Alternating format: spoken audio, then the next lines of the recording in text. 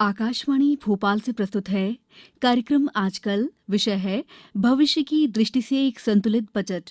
लेखक हैं टीवी सोमनाथन। आप भारत सरकार में वित्त सचिव हैं।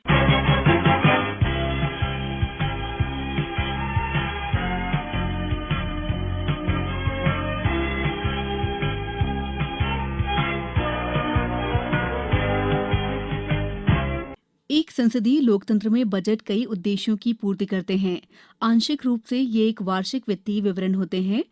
वार्षिक वित्तीय विवरण पेश करना एक नियमित लेकिन अहम काम है। बजट सरकार के नीतिगत इरादों के बयान भी होते हैं। निजी क्षेत्र के उलट सरकारें अपने ग्राहक नहीं चुन सकती, उन्हें सभी की सेवा करनी होती है। उनके पास दक्षता वाले मुख्य क्षेत्रों पर ध्यान केंद्रित करने की छूट नहीं होती है। उन्हें वो सब कुछ करना होता है जो संसद की अपेक्षा होती है। सरकारें बहुत सी चीजें मुफ्त में मुहैया कराती है, इसलिए उनकी मांग किसी भी व्यवहारिक आपूर्ति या सामर्थ्य की तुलना में बहुत अधिक होती है। सरकारों द्वारा कर वसूली का काम जितना अलोकप्रिय होता है, उतना ही अपरिहार्य भी। इन सभी वजहों से बजट बनाना एक बेहद जटिल संतुलनकारी कार्य है। बजट 2022-23 असाधारण परिस्थितियों में बनाया गया बजट है। इसका सबसे बड़ा मुद्दा कृषि, स्वास्थ्य, शिक्षा और कल्याणकारी कार्यक्रमों को जारी रखते हुए लगातार दूसरे साल में सार्वजनिक निवेश में एक व्यापक वृद्धि के माध्यम से विकास और रोजगार को बढ़ावा देना है। इस बजट में पूंजीगत व्यय में 35% से अधिक की वृद्धि की गई है। पीएम गतिशक्ति कार्यक्रम का उद्देश्य सिर्फ बुनियादी ढांचे का मात्रात्मक विस्तार करना नहीं है, बल्कि कुशल योजना निर्माण के माध्यम से गुणात्मक छलांग लगाना है। सड़क और रेल और मेट्रो, बंदरगाह और सड़क आदि के बीच तालमेल बिठाने के मामले में अक्सर हमारा प्रदर्शन खराब रहा है। समन्वित तरीके से योजनाओं के निर्माण और क्रियान्वयन से घरेलू उत्पादकता और निर्यात संबंधी प्रतिस्पर्धात्मकता में उल्लेखनीय वृद्धि हो सकती है।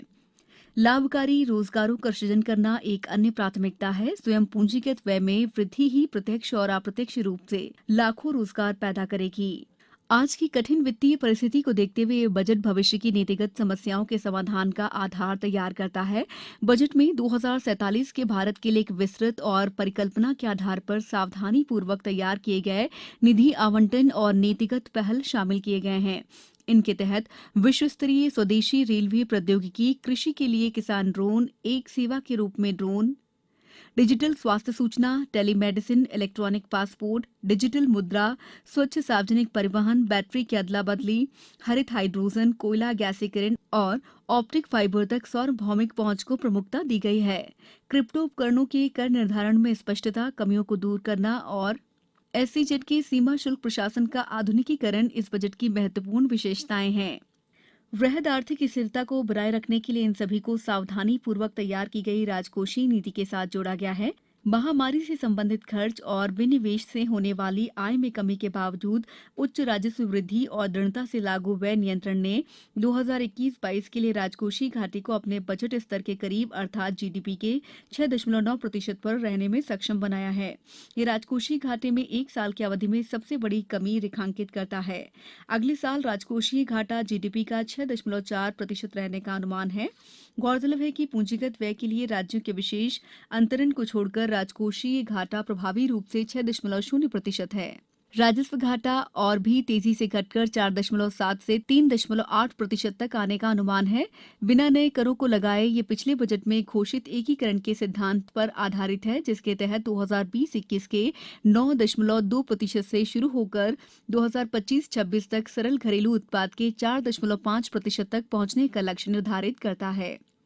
अर्थशास्त्र में एक संतुलित बजट वो होता है जहां व्यय राजस्व के बराबर होता है। 2022-23 के बजट को एक अलग अर्थ में संतुलित बजट कहा जा सकता है।